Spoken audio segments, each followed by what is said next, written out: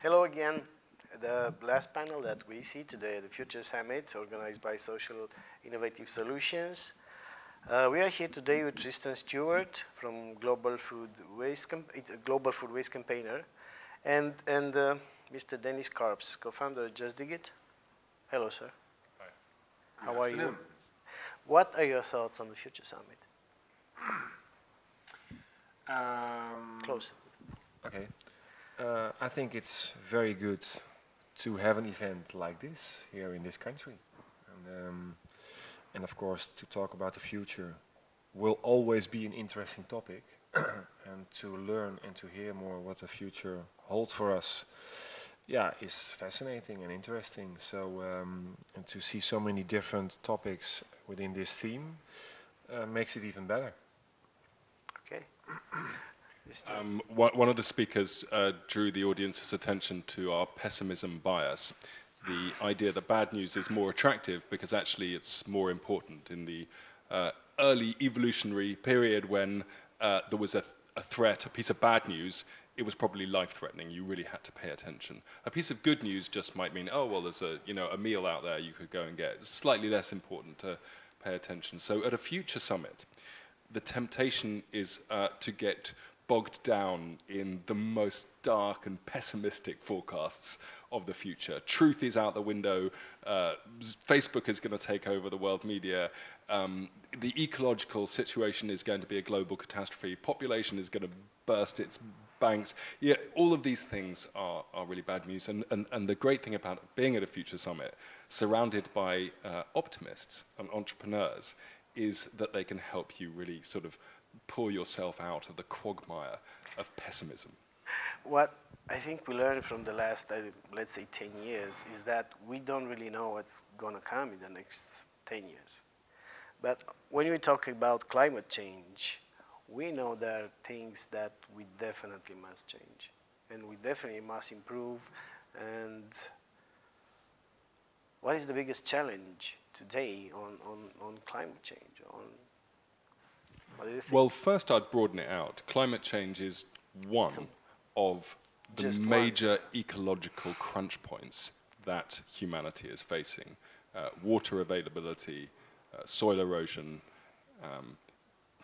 ecological damage, direct ecological damage, deforestation, all of these things intersect with climate, but they're additional and arguably in some cases even harder to solve than climate change. When I say climate change, I actually think of all of it. Yes, and it's very important not to let climate change eclipse the wider ecological situation. Yes. And there are lots of agendas that are trying to make us see climate change as the one and only problem, and that energy transition, green energy, is the only thing we need to do. Of course, big solar companies and wind farms and the rest of it, the capitalist industrial solutions to ecological meltdown are almost taking our attention away. What Dennis and I share is a focus on land and how we use our land. Because at the moment, food production, which is humanity's most egregious and by far the biggest negative impact on the earth, the biggest cause of deforestation, by far the biggest user of fresh water, the single biggest source of greenhouse gas emissions, by far the biggest cause of mass species extinction that we are in the middle of. Food production is that biggest harm that we do, but actually we already know how to produce food in ways that can regenerate nature, put water back into the ground, build soils, take carbon out of the atmosphere, create habitat, and nourish people all at the same time. And using that food as a way of bringing people together around those solutions. Food has this incredible power to bring people together. That's indeed what the word companion, friendship, means. Yeah. Com is with, pan is bread. A companion is somebody you share food with. And human societies the world over use food to build society. And I think by using land and food to bring people around an idea of a human system, a human food system, but a wider economic system that can regenerate nature rather than destroy it and undermine it. That is our hope. Is that a matter of education to teach people how to use the land and how, after all, how to eat and what to eat? For sure. And I think a wonderful example is a movie called Game Changer. You probably have seen No, that? I haven't. No. You haven't? Okay. So 4 weeks ago, 5 weeks ago, a new film came to the market, Netflix. Wonderful people behind it. Lewis Hamilton, the famous tennis player, and James Cameron as the director. Game changer, and it truly will be a game changer. And it's a documentary, and that shows how bad meat actually is, and why we should move to plant-based food, and how it has so many positive effects. And of course, we sort of knew or we know, but then again, to really make your behavior changing, sometimes you need to get it, in front of your face. And in general, I believe we are in an awakening, that's for sure. But after, I think we are in a sort of collective awakening, maybe since the beginning of the millennium, when Kofi Annan brought out the Millennium Development Goals. I think that was sort of a bigger start to catch a wider audience. But now, in 2020, I do have the feeling that we, again, need to feel and hear more urgency.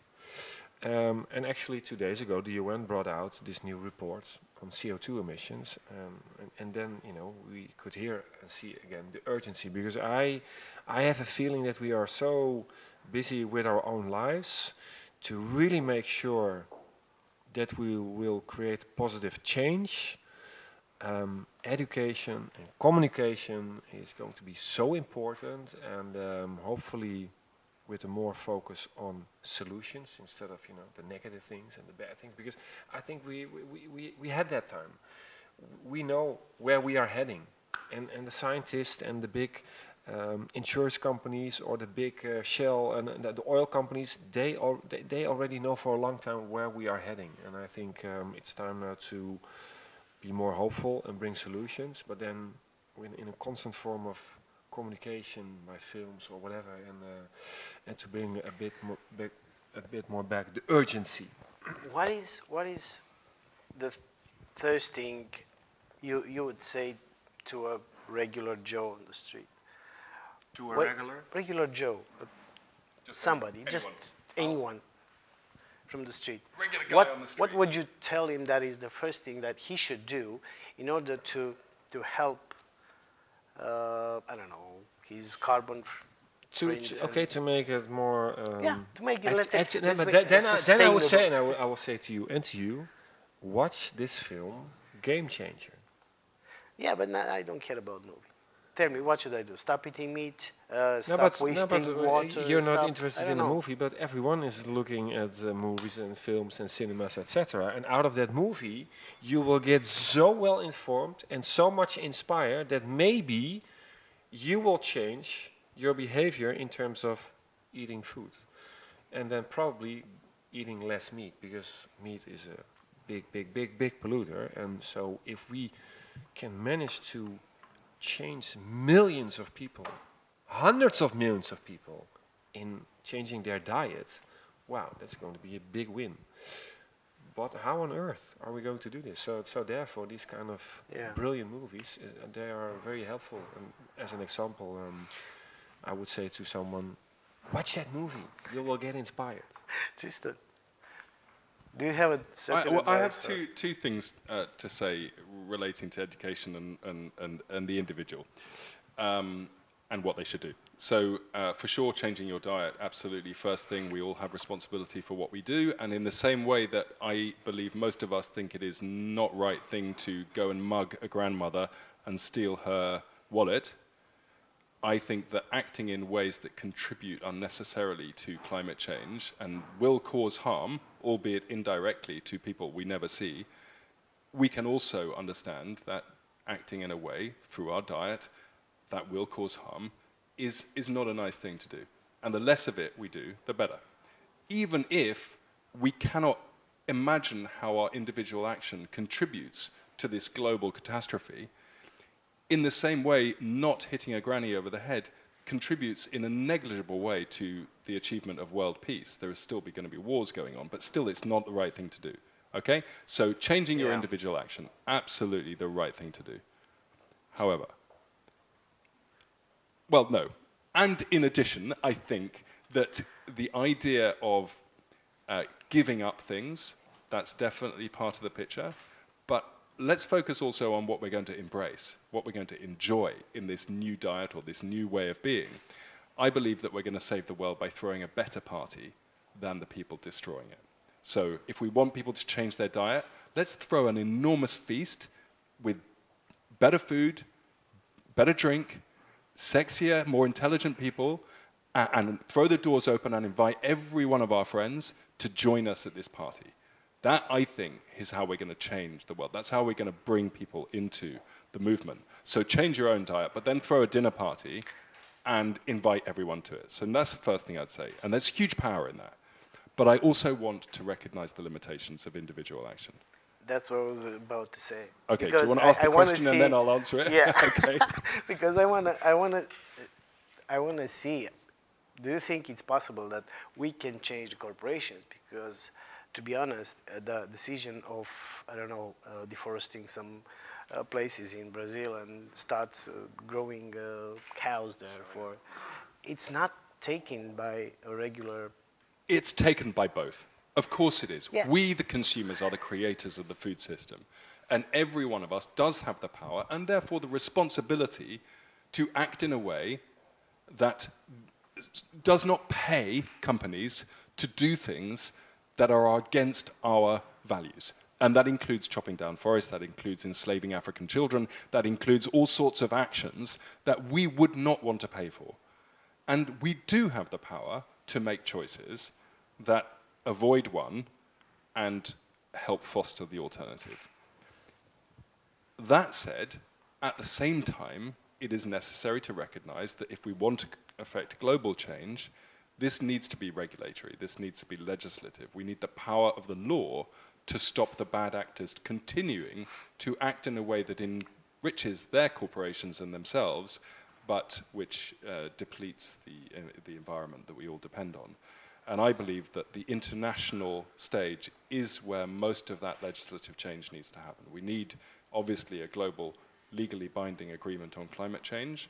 We need a global moratorium on the deforestation of virgin forests. We need all of those things.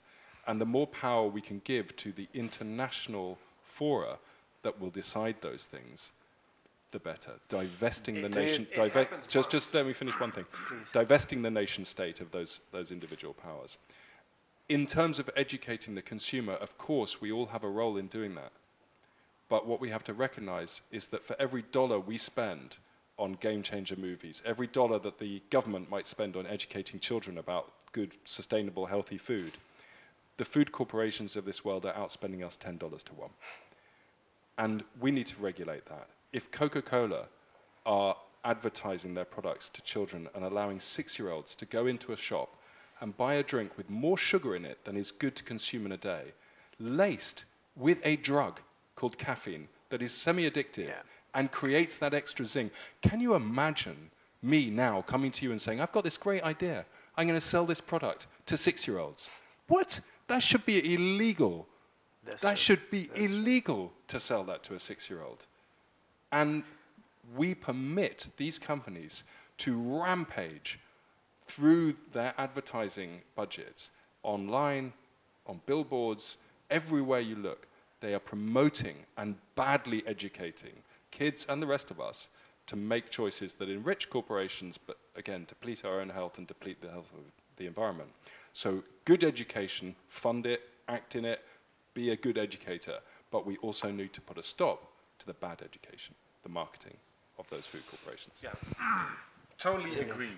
Yeah. And I think that will happen, because if you work for Shell or Coca-Cola or, I mean, the sort of the bigger bad brands, even those senior people, they know what is happening.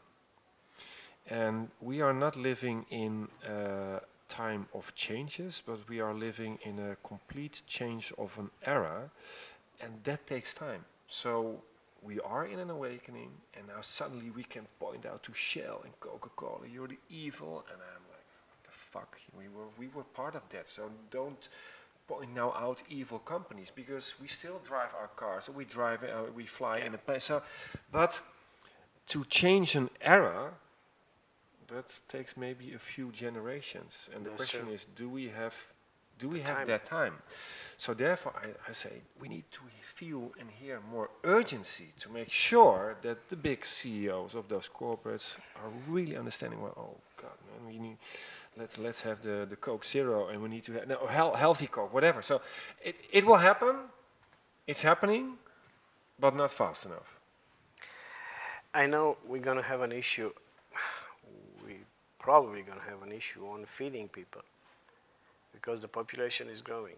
How is that going to cope in the next 10 years? When we reach, let's say, 10 billion, because yes, we're going to reach 10 billion. He will probably know more about the food issue, but I think we need to double our food sector within a few decades. Am I correct? Yeah. You are definitely parroting the message of the big food corporations when you say that, but it's wrong. Oh, it's wrong. Okay, no, exactly. He knows more than I do. But you can imagine that a few billion new people are knocking on the door. We need to make sure that our food systems are different and better than now. Yeah, time will tell. I mean, I'm not a food expert. I know that we need to make some big changes. And I'm happy to see those new urban farming kind of methods that also started in the Netherlands already almost 10 years ago. And that looks very hopeful. So I think we are so smart, clever, that we will be able to create new food in a more efficient way. And that being said, if I look at Africa, which is my continent where we focus on with our work, then I do worry a lot. So in Kenya you have now 3 million people depending on food aid every day. In Ethiopia 7, and in Zambia they expect a huge famine, and that's only the start for the continent of Africa. So we will see apocalyptic scenarios probably in the nearby future because of having the lack of food in a continent like Africa. So and then again, there's so much land because Saudi Arabia and China are taking over those lands in order to create the food security for themselves.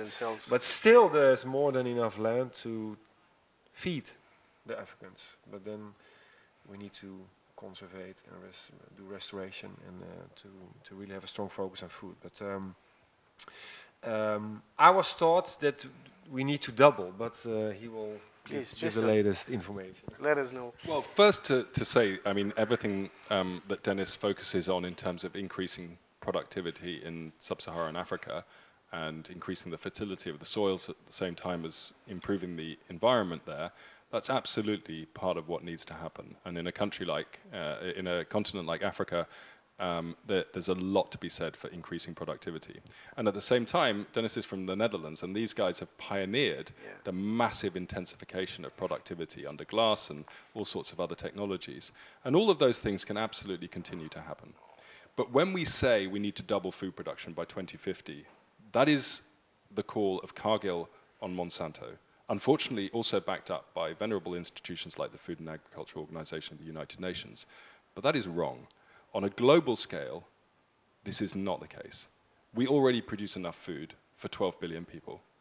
Really? Okay? And we have the capacity, for sure, to increase productivity in the ways already mentioned. And I have full faith that we will continue to achieve miracles in terms of increasing productivity. But if we just say what we need to do is double food production globally by 2050, what we're doing is giving the green light to the principal way in which food production is being increased globally. And that, unambiguously, is the increase of the agricultural frontier into the world's remaining forests. It is with this flagship, we need to double food production to avoid global tragedy and mass starvation. That is why Cargill is getting away with chopping down the Amazon rainforest. That is why the palm oil companies are deforesting Southeast Asia. That is why Central Africa is being allowed to be denuded by cocoa and coffee companies. That is the way in which we are going to undermine the future viability of the global food system. That very strategy for tackling global starvation will bring it about. It is both wrong that we need to double food production by 2050, and it is the single biggest threat to long-term food security on planet Earth. It comes from Cargill and Monsanto, who clearly, yes, of course, I can show you, in fact, you come to my presentation, I will go back to my slides, I will start with quotes from those companies calling for this massive increase, and they use the word need. We need to increase global food production. Of course, the need they're talking about is the kind of need that Coca-Cola means when it says we need 100 Coca-Colas because everyone in this auditorium wants a Coca-Cola. We have it here at the bar. Yeah, we need it. In what way do we need that? Not in any kind of human need. If we talk about need, but this is the point. The food system right now is principally being led not by the idea that we need to feed the billions of hungry people in the world. The principal need being met by the global food system is the need for corporations to generate maximum financial return to their shareholders. I'm not against profit. I have a company myself. I'm not against shareholders. But the idea that we have a food system whose needs are to maximize profit for a few extremely wealthy shareholders, that is the fundamental problem. Their need is to double food production by 2050. What can be done? Yes, sorry, I'm very curious. No, we've run out of time, and I'm pretty sure, you know what this means? We've run out of time on a global scale as well, probably. No, what we need education, because we need to learn on that. And we need laws to protect our interests, to unlock the global tragedy of the commons. Okay, this was a very interesting talk, and we should do it again, if we have the time. What time do you have your presentation? 3 o'clock. Just let me finish. So, gentlemen, please, thank you. Really, thank you for the talk. I learned a lot from this guy today. And thank you guys for watching. Thank you.